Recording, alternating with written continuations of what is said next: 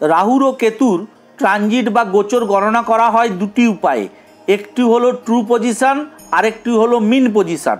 আর আমরা যারা জ্যোতিষ নিয়ে চর্চা করি সেই সমস্ত জ্যোতিষীরা রাহুর প্রকৃত বা বাস্তব অবস্থান বিচার করার জন্য রাহুর ট্রু পজিশনকে দিয়েই বিচার করি। যদি আমরা মিন পজিশন দিয়ে রাহুর গতি বিচার করি তাহলে এবছর এই 2025 সালে 18ই মে বিকাল 4:03 রাহু মিন রাশি থেকে কুম্ভ রাশিতে প্রবেশ করেছে এবং থাকবে 5ই ডিসেম্বর 2026 অবধি। কিন্তু যেহেতু আমরা বেশিরভাগ জ্যোতিষগণ রাহুর মিন পজিশন দেখি না, রাহুর ট্রু পজিশন দেখি, তাই আমি বলবো এবছর এই 2025 সালে রাহু 29শে মে বৃহস্পতিবার দিন রাত্রি 11:03 মিন রাশি থেকে কুম্ভ রাশিতে প্রবেশ করবে এবং থাকবে 25শে নভেম্বর 2026 সাল অবধি। রাহুর ও কেতুর এই ট্রু পজিশনে 29শে মে 2025 থেকে 25শে নভেম্বর 2026 প্রায় 18 মাসের এই গোচর পরিবর্তন আমাদের জীবনে রাশি অনুযায়ী কেমন প্রভাব ফেলতে চলেছে, কোন কোন দিকগুলোতে শুভ পরিবর্তন আসতে চলেছে আর কোন কোন দিকগুলোতে বিশেষ সাবধানতা অবলম্বন করতে হবে, আজ সেই সমস্ত বিষয় নিয়েই আলোচনা করব। রাহু ট্রু পজিশনের সাথে মিন পজিশনের পার্থক্য প্রায় 1 ডিগ্রির মতো, আর যদি সময় হিসাবে ধরি তাহলে সময়ের পার্থক্য প্রায় 10 দিনের মতো। তাই আমরা বেশিরভাগ জ্যোতিষগণ সবসময় রাহু ট্রু পজিশন ব্যবহার করি, কারণ এটি রাহুর প্রকৃত প্রভাব ও অবস্থানকে আরও ভালোভাবে নির্দেশ করে। নমস্কার বন্ধুরা, জ্যোতিষ আর্ণব শ্রী সৌম্যজ্যোতির ইউটিউব চ্যানেলে আপনাদের সবাইকে স্বাগত। আশা করি আপনারা প্রত্যেকেই ভালো আছেন ও সুস্থ আছেন বর্গভীমা মায়ের কৃপায়। দেখুন, রাহু ও কেতু হলো দুটি ছায়া গ্রহ, এরা একে অপরের বিপরীতে অবস্থান করে। তাই রাহুর গোচর পরিবর্তন মানেই কেতুরও গোচর পরিবর্তন।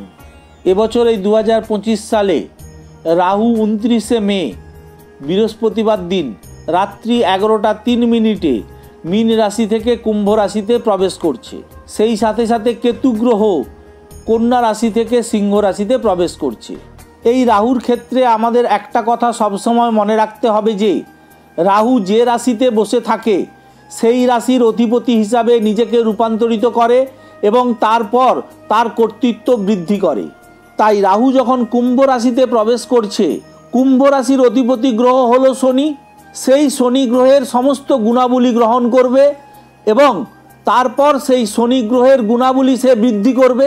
তাই রাহু গ্রহ কুম্ভ রাশিতে প্রবেশ করার সাথে সাথে আমাদের দেখতে হবে শনি গ্রহের অবস্থানও। সেই সঙ্গে আমাদের দেখতে হবে রাহুর 180 ডিগ্রি বিপরীতে যে কেতু গ্রহ অবস্থান করছে সিংহ রাশিতে তার ফলাফলও। তাহলে বুঝতেই পারছেন রাহুর গোচর পরিবর্তন মানে যে শুধুমাত্র কোন রাশি থেকে কোনভাবে বসে আছে তা শুধু নয়, তার সাথে সাথে দেখতে হবে শনি গ্রহের অবস্থান ও তার কার্যফল ও কেতু গ্রহের অবস্থান ও তার কার্যফল। মোদ্দা কথা হলো রাহুর এই কুম্ভ রাশিতে প্রবেশের ফলে আপনারা সম্ভাব্য কেমন ফল পেতে পারেন তার বিচার করতে হলে আমাদেরকে দেখতে হবে রাহুর ও কেতুর অবস্থানের সাথে সাথে শনি গ্রহের অবস্থানও। শনি গ্রহের বর্তমান অবস্থা ও তার কার্যকারিতার উপর বিশেষভাবে নির্ভর করবে এই কুম্ভ রাশিতে রাহু ও কেতু কেমন ফল দেবে। দেখুন, আপনারা প্রত্যেকেই জেনে গেছেন বৃহস্পতি বৃষ রাশি থেকে মিথুন রাশিতে গোচর পরিবর্তন করে বর্তমানে অবস্থান করছে। সেই বৃহস্পতি আগামী প্রায় 1 বছর কুম্ভ রাশিতে রাহুর উপর দৃষ্টি দেবে, যার ফলে রাহুর কুপ্রভাবকে অনেকটা কমিয়ে দেবে এই বৃহস্পতি। এখন আমি আলোচনা করব ধনু রাশির জাতক জাতিকারা এই রাহু ও কেতুর গোচর পরিবর্তনের ফলে কেমন সম্ভাব্য ফল পেতে পারেন আপনারা। রাহু ও কেতুর এই গোচর পরিবর্তনের ফলে ধনু রাশির 3য় ভাবে রাহু ও 9ম ভাবে কেতু অবস্থান করে একাদশ ভাব ও 7ম ভাবকে দৃষ্টি দিচ্ছে। আর আমরা সবাই জানি 3য় ভাবে রাহুর অবস্থান শুভ, 3য় ভাবে রাহু শুভ ফল দেয়। তার ফলে আপনাদের মানসিক অস্থিরতা কিছুটা দূর হবার সম্ভাবনা রয়েছে। এই সময়ে ট্রাভেল এজেন্ট ব্যবসার সাথে যারা যুক্ত আছেন আপনাদের এই সময়টাতে যোগাযোগ বৃদ্ধি পাবে। এই সময়ে আপনারা ছোটোখাটো সফর করলে লাভের সম্ভাবনা বৃদ্ধি পাবে। এছাড়া মেডিকেল রিপ্রেজেন্টেটিভ কাজের সাথে আপনারা যারা যুক্ত আছেন আপনারা এই সময় মনোসংযোগ বৃদ্ধি করলে আপনাদের সাফল্যের পরিমাণ বৃদ্ধি পাবে। বিভিন্ন কোম্পানির সেলসম্যানের সাথে আপনারা যারা নিযুক্ত আছেন, আপনারা কর্মে মনোনিবেশ করলে কর্মস্থলে সাফল্য বৃদ্ধি পাওয়ার প্রবল সম্ভাবনা রয়েছে। এই সময় ধনু রাশির জাতক জাতিকাদের ঘর, বাড়ি, ভূ সম্পত্তি ক্রয়যোগের সম্ভাবনা বৃদ্ধি পাবে। তবে আয় ব্যয়ের ক্ষেত্রে খুব একটা বিশেষ পরিবর্তন দেখা যাচ্ছে না। আর কর্মক্ষেত্রে পরিশ্রম ও প্রচেষ্টা বৃদ্ধি করলে ধনু রাশির জাতক জাতিকারা এই সময়ে ভালো ফল আশা করতে পারেন। ছাত্রছাত্রীরা অধ্যবসায় মনোসংযোগ বৃদ্ধি করলে ভালো ফলাফল করতে পারবে এই সময়ে। তবে যেহেতু ধনু রাশির তৃতীয়ভাবে রাহু অবস্থান করছে, তাই এই সময়টাতে ছাত্রছাত্রীদের মোবাইল ইন্টারনেটের প্রতি বিশেষ ঝোঁক থাকবে। তাই বলা যেতে পারে মোটের উপর ধনু রাশির জাতক জাতিকারা রাহু ও কেতুর এই গোচর পরিবর্তনের ফলে শুভ ফল আশা করতে পারেন। এখন আমি আলোচনা করব মকর রাশির জাতক জাতিকারা এই রাহু ও কেতুর গোচর পরিবর্তনের ফলে কেমন সম্ভাব্য ফল পেতে পারেন। মকর রাশির দ্বিতীয়ভাবে রাহু ও অষ্টম ভাবে কেতু অবস্থান করে দশম ভাব ও ষষ্ঠ ভাবকে দৃষ্টি দিচ্ছে। এর ফলে আপনাদের একটা মানসিক অস্থিরতা কাজ করবে, আর ছাত্রছাত্রীদের মধ্যে পড়াশোনায় একটা অলসতা ভাব পরিলক্ষিত হবে। তবে আর্থিক দিক দিয়ে হঠাৎ অর্থাগমের সম্ভাবনা রয়েছে, আর কর্মক্ষেত্রে আপনাদের ট্রান্সফারেরও সম্ভাবনা রয়েছে। তবে মকর রাশির জাতক জাতিকাদের আমোদ প্রমোদ, সুখ স্বাচ্ছন্দ্যের জন্য খরচ বৃদ্ধি পাওয়ার একটা সম্ভাবনা তৈরি হবে। মকর রাশির জাতক জাতিকাদের পারিবারিক দিক দিয়ে একটু টানাপোড়েন চলার সম্ভাবনা রয়েছে। এর ফলে একটু উদ্বিগ্ন হতে পারেন আপনারা। প্রেমিক প্রেমিকাদের মধ্যে ছোটোখাটো মতপার্থক্য ছাড়া মোটের উপর প্রেমজ সম্পর্ক দৃঢ় হওয়ার সম্ভাবনা। তবে আপনারা স্বাস্থ্যের দিকে বেশি নজর দেবেন। ছোটোখাটো শারীরিক সমস্যা হলেই সঙ্গে সঙ্গে ডক্টরের পরামর্শ নেবেন। রাহু ও কেতুর এই গোচর পরিবর্তনের ফলে মকর রাশির জাতক জাতিকারা প্রশাসনিক বা আইনি ঝামেলার মধ্যে জড়িয়ে পড়তে পারেন। এই বিষয়ে সদা সতর্ক থাকবেন। আর বিদেশ যাত্রায় হায়রানির শিকার হতে পারেন। তাই বিদেশ যাত্রা করার আগে সমস্ত কাগজপত্র যেন সঠিক থাকে সেদিকে বিশেষ নজর দেবেন। এবার বলি কুম্ভ রাশির জাতক জাতিকাদের এই রাহু ও কেতুর গোচর পরিবর্তনের ফলে কেমন সম্ভাব্য ফল পেতে পারেন আপনারা। রাহু মীন রাশি থেকে কুম্ভ রাশিতে অবস্থান করছে, আর কেতু অবস্থান করছে সিংহ রাশিতে। আর রাহু কুম্ভ রাশিতে অবস্থান করে নবম ভাব ও পঞ্চম ভাবকে দৃষ্টি দিচ্ছে। এর ফলে নিজেদের মধ্যে একটা বিভ্রান্তি, একটা অস্থিরতা মনের মধ্যে কাজ করবে। আর এই সময় আপনাদের বিভিন্ন ধরনের ভোগ বিলাস করার একটা ইচ্ছা প্রবলভাবে কাজ করবে।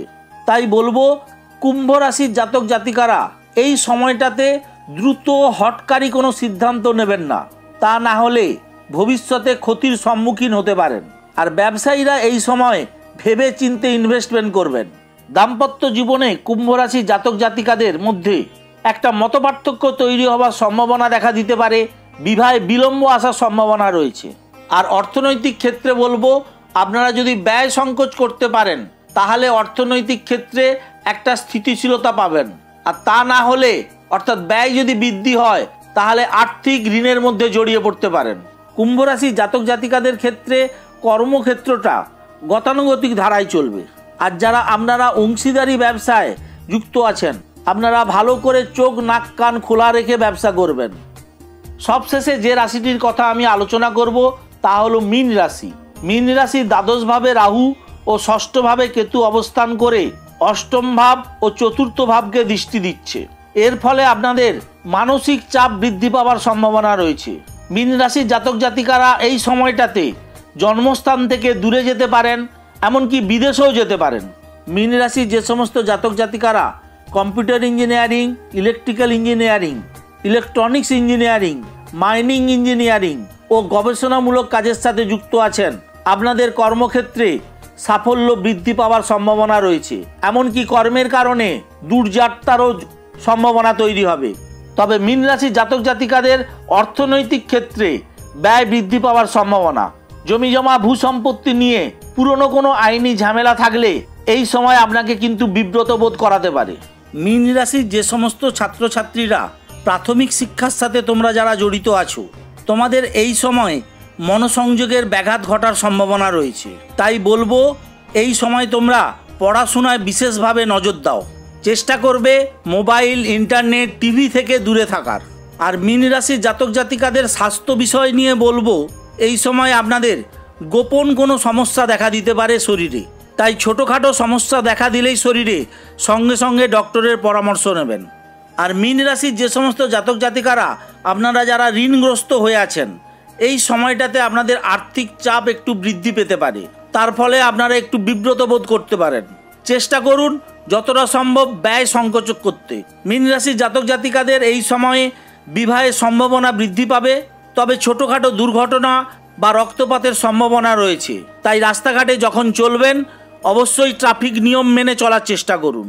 এক্ষেত্রে গুরুত্বপূর্ণ একটি কথা আমি আপনাদের বলে রাখি, এই যে ফলাফলগুলি বললাম, এই ফলাফলগুলি আপনাদের কারো কারো সাথে পুরোপুরি মিলতে পারে, এই ফলাফলের কিছুটা অংশও মিলতে পারে, আবার এই ফলাফলের কোনো অংশ নাও মিলতে পারে। কারণ হচ্ছে যে কোনো জাতক জাতিকার তার নিজস্ব জন্মচার্টই শেষ কথা বলবে।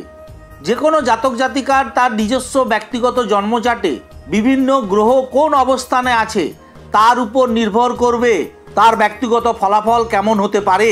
তাই আমি বলবো, আমার এই রাহু ও কেতুর গোচর ফলকে ধরেই জীবনের প্রতিটি ক্ষেত্রে যে অগ্রসর হতে হবে তার কোনো মানে নেই। তবে আমি বলবো, আপনাদের যাদের ব্যক্তিগত জন্মচার্টে রাহু ও কেতু খারাপ অবস্থানে রয়েছে, সেই সাথে সাথে গোচরেও রাহু ও কেতু যদি খারাপ অবস্থানে বিলং করে, সেক্ষেত্রে বিভিন্ন ধরনের বাধার সম্মুখীন হবেন আপনারা। এক্ষেত্রে অবশ্যই বলবো মেডিটেশন করুন আর রাহুর বীজ মন্ত্র পাঠ করুন, তাহলে অনেকাংশে উপকার পাবেন। আজ এই পর্যন্ত বন্ধুরা, সবাই ভালো থাকুন, সুস্থ থাকুন, নমস্কার।